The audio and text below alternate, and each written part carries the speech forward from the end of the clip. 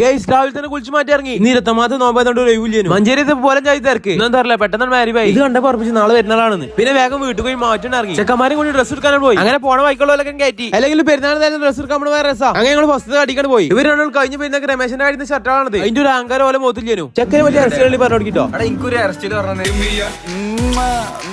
ഞാനൊരു cooling glass വെച്ച് നോക്കി. ഇതിപ്പോ കണ്ണിന്റെ ഓപ്പറേഷൻ കഴിഞ്ഞ മാരിണ്ട്. ഞാനാണ് ആ ചെങ്ങയോട് എല്ലാ ഡ്രസ്സും എടുപ്പിച്ചു. ഓൻ പറയാൻ എനിക്ക് ഏത് ഡ്രസ്സാണ്. പിന്നെ എനിക്ക് ആകെ കൺഫ്യൂഷൻ ആയി. അങ്ങനെ ഷർട്ട് ഇട്ടോക്കി. അത് എനിക്കത് പറ്റി. എന്റെ മാനേജർ എടുത്ത ഷർട്ടാണത്. ഈ ചങ്ങ ഞങ്ങളെ കൊണ്ട് കുടിക്കുന്നു. അവസാനം ബില്ലടിച്ച് അവിടെ നിന്ന് പോന്നു. അടുത്ത ഷോപ്പിൽ പോയി. ഇവർക്ക് പറ്റിയ ഷർട്ട് നോക്കിയാണ് പോയി. അങ്ങനെ ബാംഗ്ലൂർ വാല എടുത്ത ഷർട്ടാണത്. അങ്ങനെ അവിടുന്ന് ഷോറൂമിൽ താക്കോൽ എടുക്കുമ്പോഴാണ് ഷർട്ടാണ് കൊടുത്ത് നമ്മളാണ് പോകുന്നു. ചെക്കനാകെ പൊലി വേണം. ഞങ്ങൾ പെരിക്കണം പോയി. പിന്നെ മുട്ടിട്ടാനാണ് ഇറങ്ങി.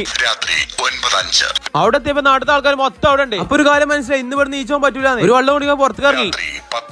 ഇവരാണെങ്കിലോ ചെറിയ കുട്ടികളുമായി തല്ലൂടാണ്. ഇത് ശരിയാക്കാൻ ഞാൻ ഒരു കോമഡി പറഞ്ഞു. കഴിഞ്ഞ ആഴ്ച എനിക്കൊരു സർബത്ത് കിട്ടിയതേ MLA ശുപാർശ കത്ത് കൊടുത്തിട്ടാണ്.